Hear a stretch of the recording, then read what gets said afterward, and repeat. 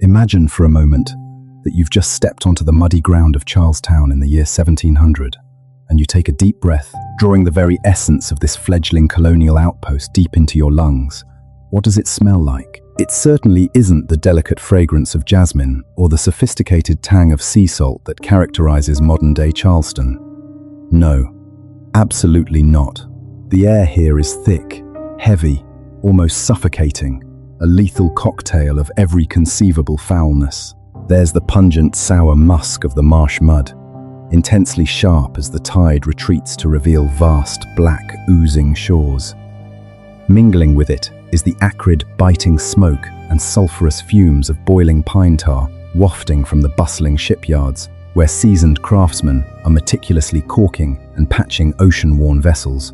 Then, an omnipresent smoky scent, the low, persistent burn of oak wood from the thousands of hearths crammed into the tightly packed houses.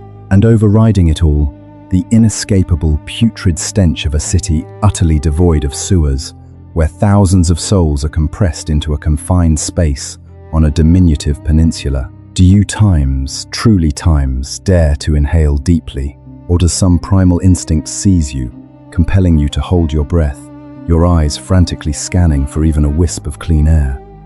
Because this is Charlestown in 1700, a raw, perilous, yet surprisingly sophisticated outpost of the mighty British Empire on a wild, untamed continent brimming with threats both seen and unseen. It is a land where fortunes could be amassed in a single, prosperous trading season, transforming a simple merchant into a veritable lord.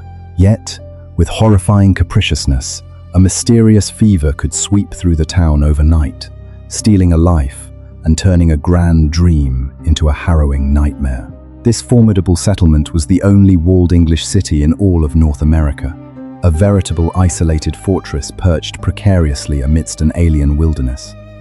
And today, thanks to the extraordinary power of artificial intelligence, painstakingly recreated from Edward Crisp's remarkably detailed 1711 map, and augmented by decades of relentless archaeological excavation, we have resurrected this long-forgotten city.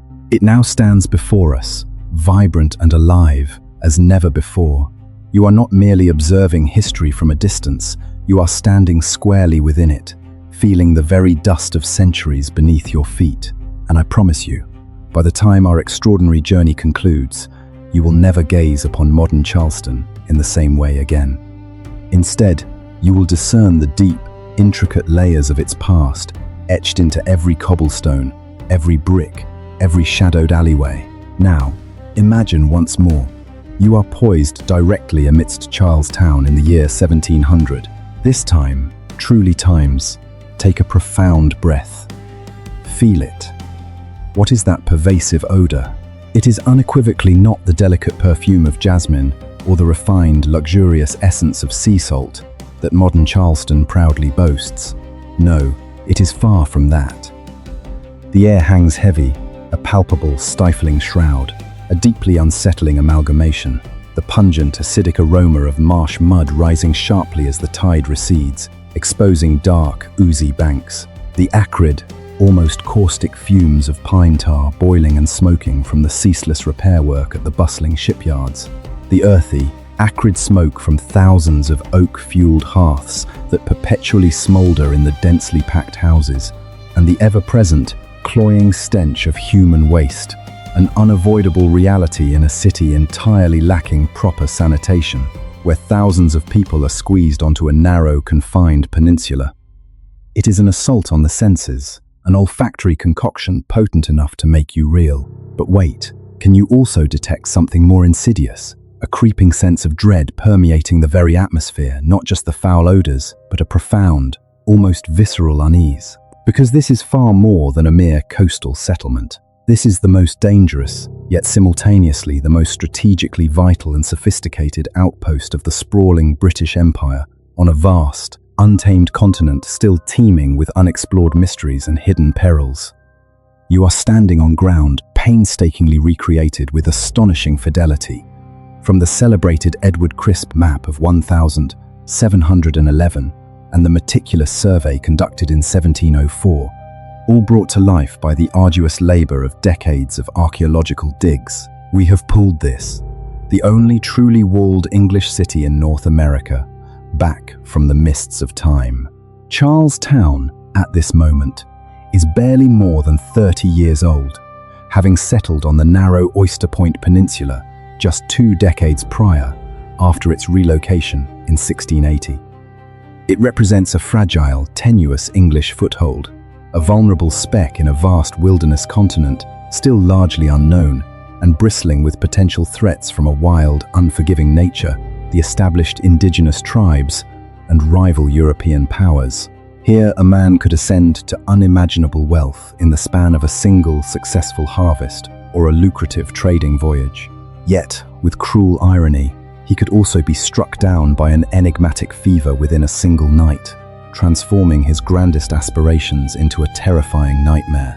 I am your guide on this extraordinary journey, an archaeologist by trade and a storyteller by passion.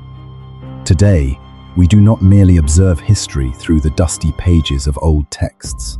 We are actively stepping into history, feeling its granular texture beneath our feet, inhaling its complex story with every breath. Look down at your feet. You won't find the neatly paved cobblestone streets typical of ancient European cities. Instead, there is only hard-packed sand, gritty and uneven, studded with countless shards of crushed oyster shells that prick and crunch underfoot. Interspersed are patches of damp, churned mud, deeply scored with the endless ruts left by heavy carriage wheels and the constant passage of thousands of walking feet. To your left and right, the landscape of 1,700 is utterly transformed from the familiar sights you know today. Charlestown is a robust, staunch rectangle, clinging resolutely to the vibrant, life-giving waters of the Cooper River.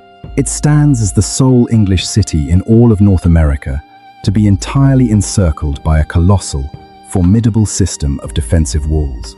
Constructed from massive timbers, sturdy brick, and tightly tamped earth, towering ominously and casting long shadows. These impressive ramparts were not built for mere aesthetic display or as a boast of power. They were a direct, visceral response to a persistent, gnawing dread, a fear that never truly subsided. To the south lay Spanish Florida, a perennial menace, with the ever-present threat of sudden, brutal assaults. To the west, the French, driven by their relentless expansionist ambitions and open hostility, and all around us, the diverse indigenous peoples, once welcoming and curious, now grew increasingly wary and openly hostile to the relentless encroachment and expansion of the English. Do you find yourself questioning whether these monumental walls could truly safeguard Charlestown's inhabitants from a cruel and inevitable fate? Or were they perhaps merely a fragile, towering symbol of a desperate, perhaps misplaced, confidence? We shall soon uncover the answers as we delve deeper into the complex, often brutal, narrative of this remarkable city. Our journey today commences directly at the Cooper River waterfront, as it existed in 1700, a scene utterly unlike anything you might envision. This is no tranquil park, graced with verdant trees and inviting benches for quiet contemplation. No, this is a tumultuous, clamorous, and perpetually muddy industrial zone, its air thick with the pungent odors of oil, brine, and raw human sweat. The city's original master plan had envisioned a broad, elegant promenade gracing the riverside, but the insatiable demands of burgeoning commerce and the sheer vitality of trade utterly consumed that vision, transforming it instead into a frenetic, bustling port. Gaze upwards at the towering forest of masts, swaying with an almost ethereal grace against the humid, cloud-laden sky. You can discern the sleek lines of compact brigantines, the nimble agility of sloops, and the colossal, heavy forms of merchant ships, their hulls scarred from their arduous crossing of the tempestuous Atlantic. The cacophony here is deafening, reverberating across the water, the thunderous clang of shipwrights' hammers striking wood, echoing like distant artillery, the piercing, metallic shriek of iron pulleys straining under heavy cargo, the urgent, guttural shouts of hundreds of sailors, their voices a polyglot symphony in dozens of different tongues, from the rough, clipped English of London docks to the resonant Dutch, the melodic French, and even the unfamiliar, rhythmic cadence of West African languages. Cargo is being hastily unloaded onto the creaking wharves, painting a vivid, chaotic tableau of burgeoning global trade. You can see immense piles of thousands of deerskins, still emanating the earthy, primal scent of the deep, untouched forest, having been transported hundreds of miles from the untamed interior. This was the city's inaugural and most crucial export, a primary artery pumping significant wealth into the nascent colony. Nearby, you observe countless barrels brimming with pitch, tar, and turpentine, all painstakingly rendered from the vast, sprawling pine forests of the Carolina Lowcountry. But most significant of all are the pristine white bags of rice. This marks the very genesis of what would later become known as Carolina gold, the transformative agricultural commodity that would irrevocably shape the future trajectory of the entire colony. By 1700, rice had already begun its ascent, blossoming into a major staple crop, poised to catapult the Carolina colony into a global agricultural powerhouse and generate an unprecedented, almost unimaginable wealth. But that immense wealth, as history unequivocally teaches us, cast a distinct and terrifying shadow, exacting an unspeakable price paid in human blood and tears. Right here, amidst the raucous clamor of this very pier, you witness weary, desperate men and women, their eyes wide with profound panic, being forcibly led off the ships, their limbs bound by cold, unforgiving shackles. They have been wrenched from their homelands in West Africa and the Caribbean, kidnapped and trafficked, treated not as human beings, but as mere merchandise. They are brought here to clear the deadly, fever-ridden swamps and to cultivate the rice, the very crop that will enable their owners to become some of the wealthiest individuals in the entire world. Try to imagine the sheer terror etched into their faces, a profound desperation intermingled with an astonishing, fierce will to merely survive. This, then, is the cruelest, darkest engine of Charlestown, where the vibrant, bustling arteries of global trade intersect with the horrifying, unforgivable injustice of human slavery. We depart the bustling sensory overload of the pier, heading south towards Bastion Granville, the colossal fortress meticulously guarding the city's southeastern corner. Gaze up at the heavy, towering walls. Constructed from robust brick and thick timbers, their sheer bulk and imposing height are intimidating. They were erected not merely to withstand the corrosive assault of sea salt and the relentless battering of coastal storms, but to endure the brutal, indiscriminate onslaught of war. The air here carries a distinct tang of sea salt, yes, but also the pungent, acrid smell of gunpowder, an ever-present scent of defense, vigilance, and imminent readiness. Malicious soldiers, their faces etched with grim resolve and weary determination, ceaselessly patrol the ramparts, their eyes narrowed, squinting through the shifting morning fog, perpetually searching for the dreaded silhouettes of Spanish sails on the horizon. In the year 1700, the fear of an invasion was not some abstract, distant worry. It was a daily, visceral reality, an omnipresent pressure that weighed heavily on every single citizen. Indeed, only a few short years later, in September of 1706, a formidable combined force of French and Spanish warships would actually assault Charlestown from the sea, transforming that daily apprehension into a brutal, terrifying reality. Can you feel the mounting pressure within the city? A tangible sense of confinement and spatial limitation. Because these imposing, robust walls, designed to protect, simultaneously prevent the city from sprawling outwards. Every precious inch of land within their embrace becomes incredibly valuable, driving intense competition and ingenuity. This inherent spatial constraint inexorably forced Charlestown to develop vertically rather than horizontally, giving rise to a unique, distinctive architectural style that we will observe all around us, a design philosophy unlike anywhere else in the colonies. We turn north now, tracing the arc of the bay along what is known today as bustling East Bay Street. This stretch served as the primary commercial facade of the city, a vibrant, ceaselessly evolving tapestry woven from trade, innovation, and an ingenious, adaptive architecture. The design of these buildings wasn't simply a matter of aesthetics.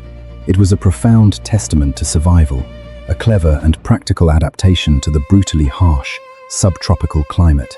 The long, narrow houses, presenting their gabled ends to the street, represent the nascent, embryonic form of the now famous Charleston single house. Why this peculiar configuration? It wasn't solely for visual appeal or due to a lack of space. It was profoundly practical and remarkably effective for this humid, often stifling climate. By constructing a single wide room that extended deep into the dwelling, residents could strategically open windows on both the street-facing and garden-facing sides, creating a natural breezeway to capture the precious, cooling evening sea breeze, the only effective reprieve from the oppressive humidity and the scorching, relentless heat. The thoroughfares here present a chaotic yet remarkably colourful spectacle, a vibrant melting pot where every social stratum intertwined. You might observe a wealthy planter, resplendent in expensive but now sweat-drenched silk, carefully navigating his way through the scattered piles of horse manure on the unpaved, dusty road. Nearby, an enslaved woman in a coarse, simple dress, her head gracefully balanced with a heavy basket overflowing with vibrant blue crabs. Her melodic singing voice, a poignant blend of English phrases and haunting West African melodies, a powerful, emotional street cry. Taverns, both humble and grand, seem to sprout everywhere. From the ramshackle doors of the Three Mariners, boisterous laughter and the robust clinking of pewter mugs spill out into the street. Inside, a motley crew of salty sailors, opportunistic merchants, and men of dubious reputation straddling the blurry line between legitimate privateer and outright pirate share mysterious tales and drown their fatigue and anxieties in Flip, a potent, fiery concoction of beer, rum, and sugar.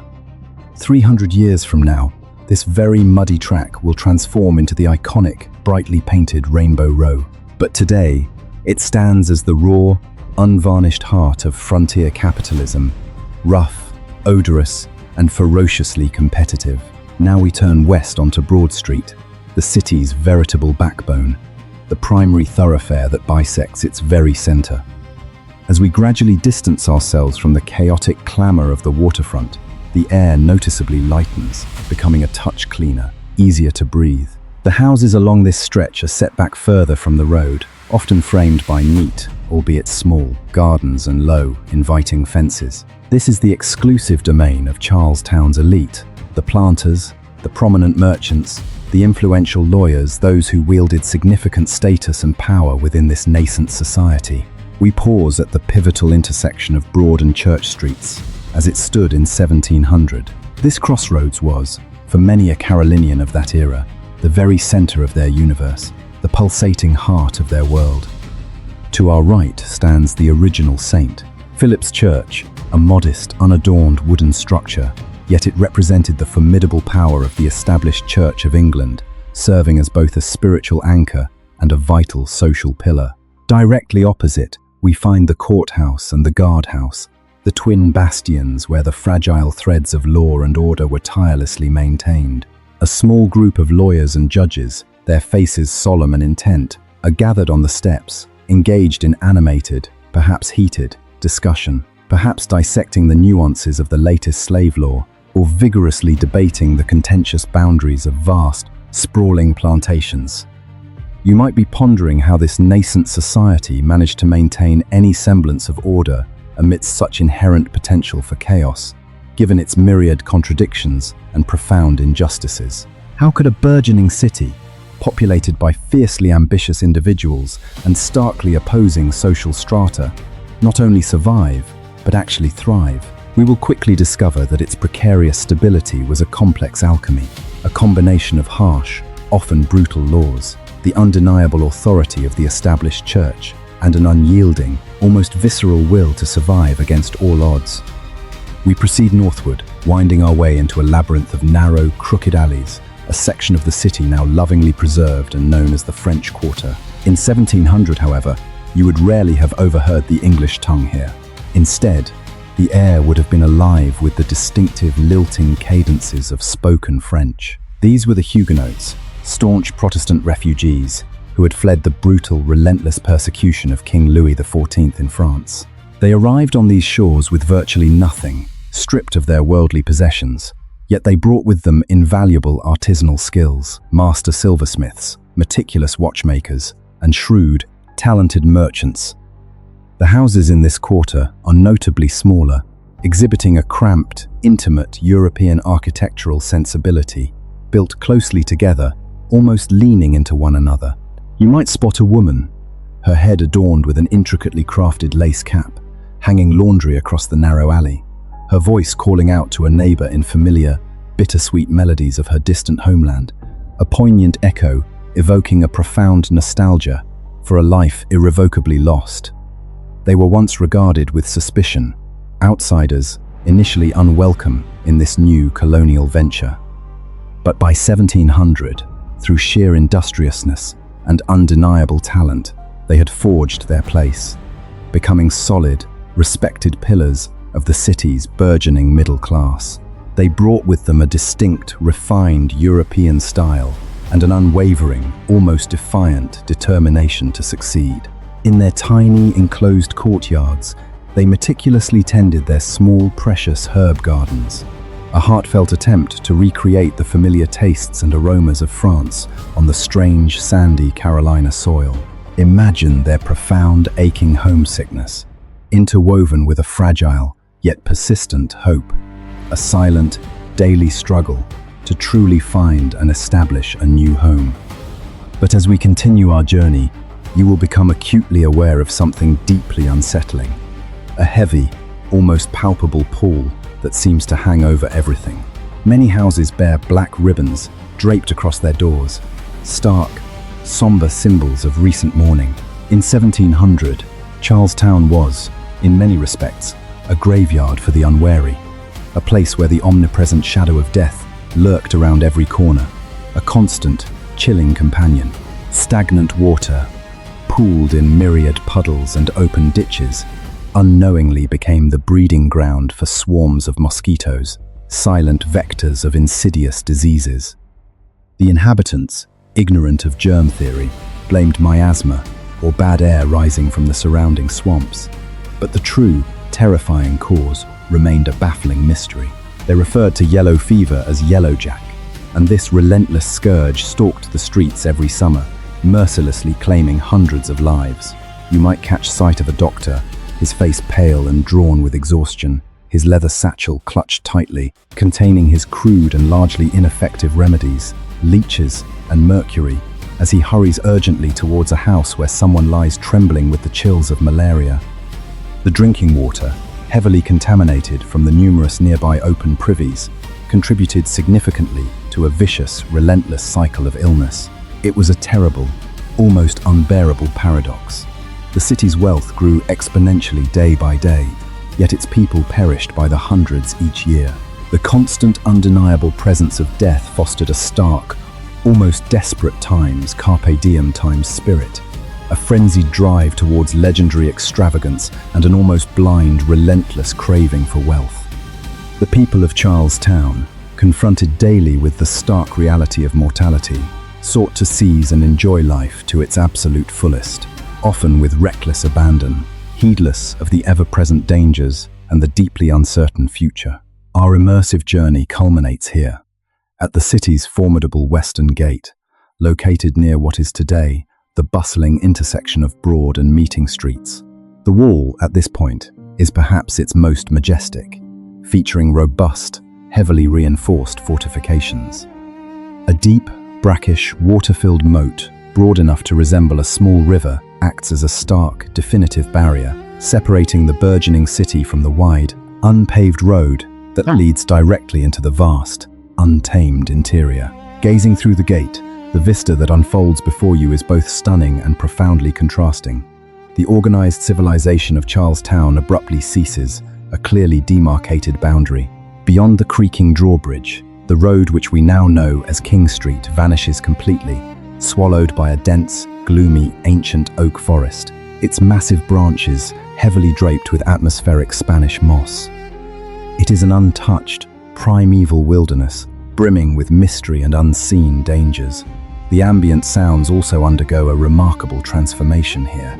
The distant, bustling hum of the city gives way to the incessant, almost hypnotic drone of cicadas and the sharp, piercing cries of red-tailed hawks circling high in the vast, azure sky. This is the designated nexus for trade with the Native Americans, the primary gateway through which indigenous tribes entered the walled city, you might observe a large caravan of 50 horses, led by a seasoned fur trader, heavily laden with bundles of deerskins, accompanied by skilled guides from the Creek or Cherokee nations.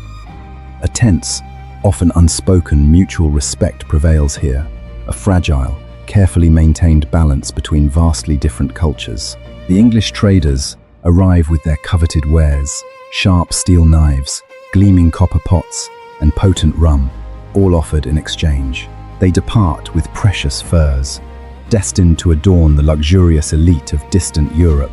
But just beyond the fringe of that ancient forest, the perceived authority of the English king seems to dissolve, replaced entirely by the immutable, unforgiving laws of the wild. This gate is far more than a mere point of entry or exit. It stands as a powerful, undeniable reminder that Charlestown is, in essence, a political, social, and physical island, a tiny bastion of European ambition, surrounded by a vast and enigmatic continent that they are far from fully controlling. It is a potent symbol of both isolation and indomitable resilience. Charlestown in the year 1700, a fledgling settlement on the edge of a vast, untamed continent, was a crucible of profound complexity and paradox. It was here, amidst its burgeoning streets and the often harsh realities of its existence, that the very essence of what this city would become was forged.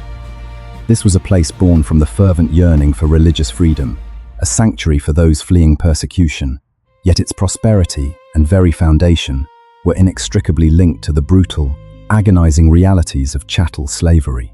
Its architecture might have echoed the elegance and sophisticated urban planning of Europe, but its spirit, its very resilience, was tempered and hardened by the raw, unyielding will that would come to define the American character. As we endeavor to walk through these recreated streets, we mustn't merely observe history as a series of inert facts bound within dusty tomes.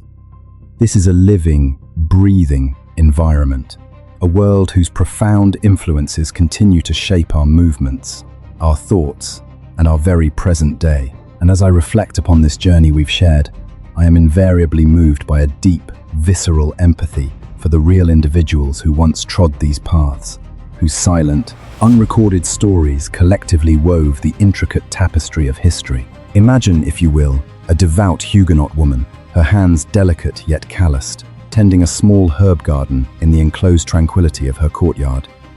Her fingers tremble slightly as she waters the rosemary and thyme, a quiet tear tracing a path down her cheek, a silent testament to her distant French homeland. Yet her lips murmur fervent prayers of gratitude for the safe haven she found to raise her children in this new world. Or, picture a young militia soldier, barely a man, standing sentinel on the weather-beaten ramparts of Granville Bastion, his musket clutched tightly, the rhythmic pounding of the Atlantic waves mirroring the frantic beat of his own heart.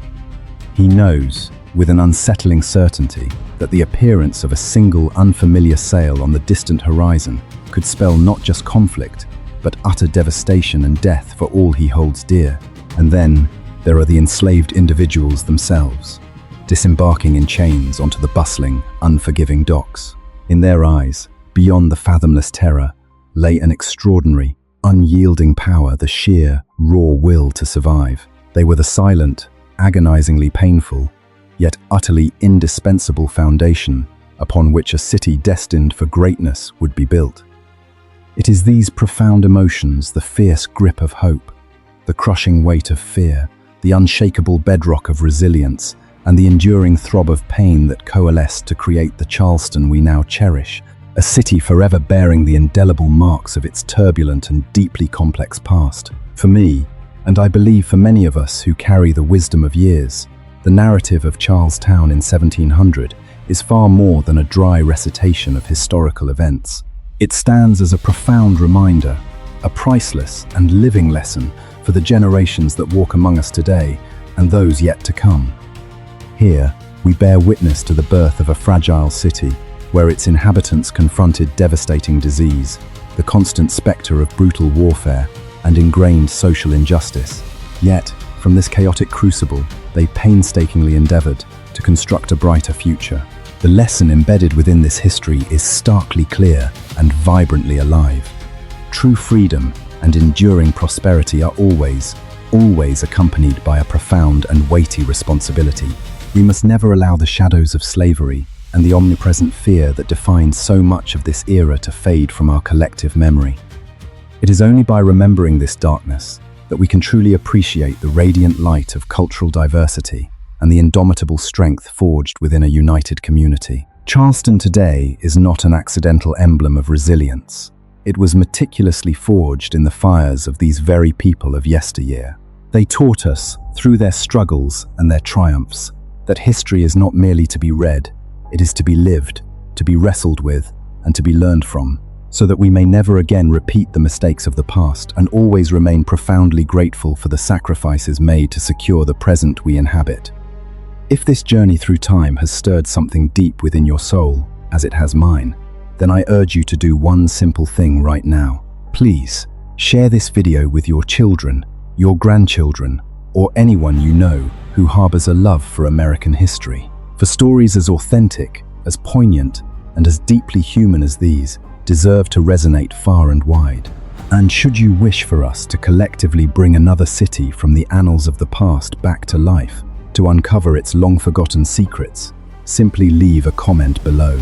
Include a timestamp from the video, the name of the city, and the specific year you're eager to explore. The historical compass, my friends, is now firmly in your hands. Together, we will unlock history's next great mysteries, one compelling narrative at a time.